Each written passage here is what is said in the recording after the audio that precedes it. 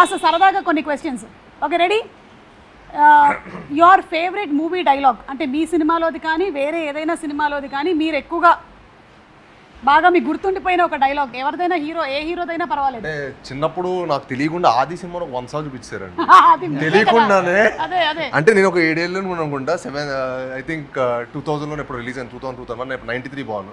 So 7 years ఉండి అనుకున్నాను. నాకు తెలియ అంటే మా ఇంట్లో ఏ ఫంక్షన్ ఉన్నా ఏదున్నా 1 మంత్ రోజు రిలీజ్ 1 మంత్ రోజు కూడా ఏదైనా ఫంక్షన్ ఉంటే అది పట్టుకెళ్ళిపోయేవాళ్ళు. అదేదో పెద్ద అది. సో ఆది చెన్నకేశ్వరి డైలాగ్స్ అంటే నాకు బాగా. బాలకృష్ణ గారు అవి బాబాయ్ చెప్పను అదేంటి చెన్నకేశ్వరుడు చెమట పట్టకుండా చంపేస్తా, అది కూడా అమ్మతోడు అమ్మతోడు అడ్డంగా నరికేస్తా, ఆ రెండు. సో ఇంకా చిన్నప్పుడు ఎవరైనా ఇదే డైలాగ్ స్టాండర్డ్ గా. ఓకే, మీకండి? సో చిన్నప్పుడు అందుకే మా సినిమా మీద పిచ్చి పెరిగింది. చిన్నప్పటి నుంచి మాస్ చూసి అంటే మన వాళ్ళు కూడా ఎక్కువగా లైక్ చేస్తారు కాబట్టి I think that's how our audience are also. మన ప్యాలెట్ అలా ఉంది. రోహిత్ గారు, మీకు మీ ఫేవరెట్ డైలాగ్? అయితే మేము వినాలనుకుంటున్నామండి. ఒక్క రోహిత్ గారి నోట ఒక్క బాలయ్య గారి డైలాగ్ వింటే అది వైరలే. ఇంకా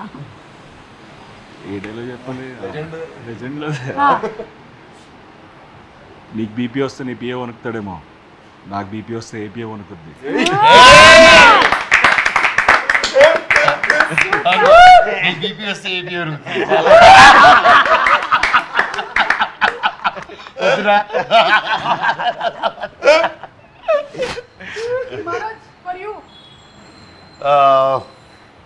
నాకు ఏ డైలాగ్ తెలియదు. మీరు చేసినటువంటి సినిమాల్లో మీరు ముగ్గురు, వాటిలో నుంచి మీరు టేక్అవేగా తీసుకున్నవి ఏమైనా ఉన్నాయా? ఈ సినిమా చేశాను దీనివల్ల నాకు ఇలా ఉపయోగపడింది. మిస్టర్ నోకియాకి చాలా టేక్ అవేస్ తీసుకుని తినేటోళ్ళం మేము. ఫ్రైడ్ రైస్, మోమోస్ ఇలాంటివి. అట్లాంటి ఫుడ్లు కాదు, ఇంకేదైనా ఎనీథింగ్ ఎల్స్. రోహిత్ గారు?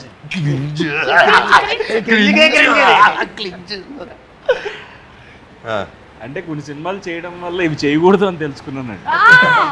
So that's a bigger take away. Rohit గారు ఈ సినిమా చేయడం వల్ల నేను ఇలాంటి సినిమా చేయకూడదు అని తెలుసుకున్న సినిమా ఏంటి? Let them guess. దీని మీద రకరకాలుగా